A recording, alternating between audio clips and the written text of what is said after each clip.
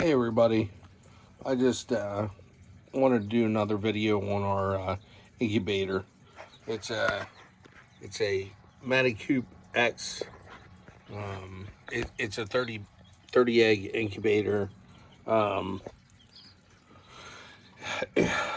what I got to say about this incubator is basically anything that could be done wrong, I probably did it wrong. Um, and then what what I'm trying to say is that we put 30 eggs in here and we ended up still hatching. Now there's 5 eggs in there. I added a day or two to the incubator just to make sure. Um, and I did candle them, but it was kind of hard for me. Some of them blue eggs are really hard to tell. And again, this was the first time that we ever incubated, and so I just left them all in there. Um, I did tell the wife I thought we had 24, and we ended up with 25 unless one of these hatch out. But what I got to say about this incubator is basically, like I said, if there was something that could have been done wrong, I did it, and we still got 25 out of 30, or 25 chicks out of 30 eggs. Um, it's pretty simple. I mean, a lot of this is on the top that kind of gives you directions. It does come with a book also, but all I did was plug it in, and it was basically already set for 21 days. And then in the book, it tells you what you need to do in terms of your last 3 days, in terms of your lockdown and everything. It's pretty simple to follow the directions for that, for this incubator.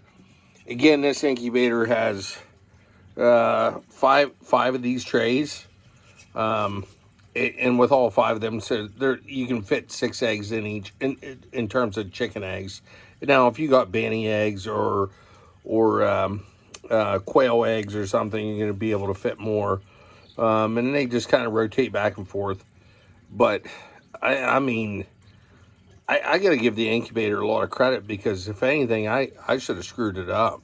And and we have one rooster, and I think we got 24 hens. All I did was um, one of the days I forgot to collect the eggs. So the next day I came out and we had 32 eggs. I took those 32 eggs, picked out the best 30, and threw them in here.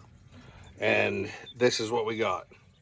And now these are all obviously they're mutts. I mean, but I kind of like that. Um, our hens are Delawares, Barred Rocks, and Americanas. So none of these are Americana cross with a. Our rooster is a oh, he's a Buff Orpington crossed onto a oh, Copper Moran. Um, and then so again, he's a mutt himself. But so the rooster is Buff Orpington, Copper Moran. The hens are Americanas that are already across, and then the other two hens are, or two types of hens that we have are the Delawares, which prior to the meat birds that we have today, Delawares were considered the top meat bird, which they still lay around 250 eggs a year. And then the other hens were Plymouth Barred Rocks, which is another dual purpose um, egg layers, probably 250. Now your Americanas are not 250; they're probably 200. Um, but what we like about the Americanas, they can fly a little better. They seem to lay a little better through the summer, where the Delawares and the Barred Rocks lay better in the winter. So we're just kind of throwing all the genetics together, and which we've always, me and the wife both grew up with a barnyard mix, which again you can see there's just a variety of colors in here, and we find that pretty neat. Um, if you want to keep your chickens pure, I mean that's up to you, but uh, and I'm a big purebred. I believe in purebreds. But with chickens, I mean, I'm gonna say I think they bred them to be garbage almost. You know, they don't even set on their own eggs or anything anymore. So maybe if we cross them up enough, because the chickens I used to have as a kid, they were mutts. They were, excuse me, had all kinds of genetics in them. You know what they did? They would set on eggs and hatch eggs out every year and still lay eggs pretty much every day. So these newer breeds, it's almost like they bred the mothering out of them. So I'm hoping if we cross them up, we'll maybe get something that we don't have to use an incubator. Not saying that you know, if you're trying to be a prepper, you need hens. eh, I mean, I'm sorry, if you don't have power, your incubator's not going to work. So you need hens that are going to actually set.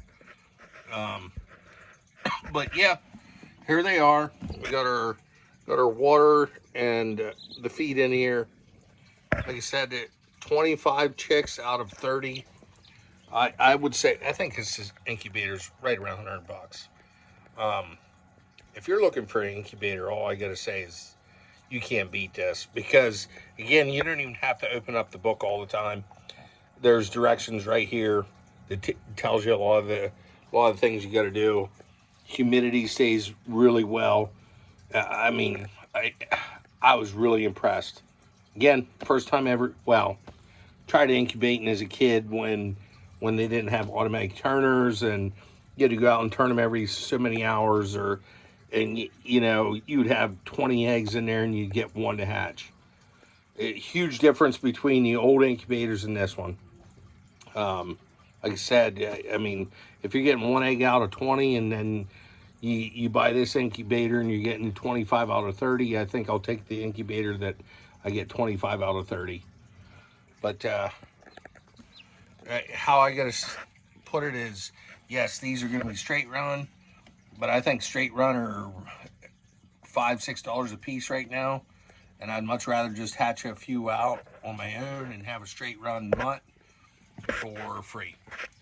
So hopefully that helps you out. It was good talking to you guys, and I'll talk to you later.